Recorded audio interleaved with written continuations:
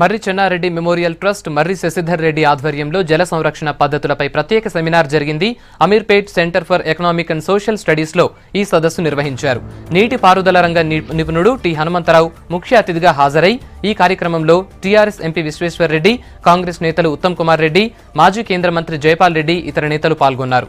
భూగర్భ జలాలు పెరుగుతున్న ఈ సమయంలో వాటర్ షెడ్స్ ను ప్రోత్సహించాలని హనుమంతరావు సూచించారు. 4 వ్యవస్థలతో నీళ్లను భూమిలో ఇంకేలా చేయాలంటూ 4 వాటర్ కాన్సెప్ట్ ను వివరించారు. నేను దానికి సంబంధించి 2 పుస్తకాలు తెలుగులో రాశాను. తర్వాత ఇంగ్లీష్లో కూడా ఒక పుస్తకం రాశాను. అది ఆచరణలో ఉన్నాయి.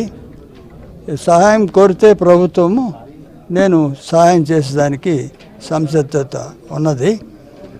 నాకు గ్రాటిస్ నేను పనిచేస్తున్నా. గత 25 ఏళ్ళుగా ఎక్కడ పారితోషికం తీసుకోను. గ్రాటిస్ అంటే ఉచితంగా పనిచేస్తుంటాను. అంటే డెవలప్మెంట్ ఓరియంటెడ్గా చేస్తుంటాను.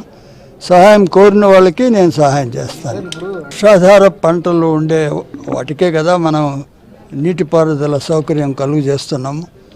అదే నీటిపారుదల సౌకర్యం భూగర్భ జలం ద్వారా మనకి కలిగినట్టయితే రైతు మేలు పొందుతాడు కదా.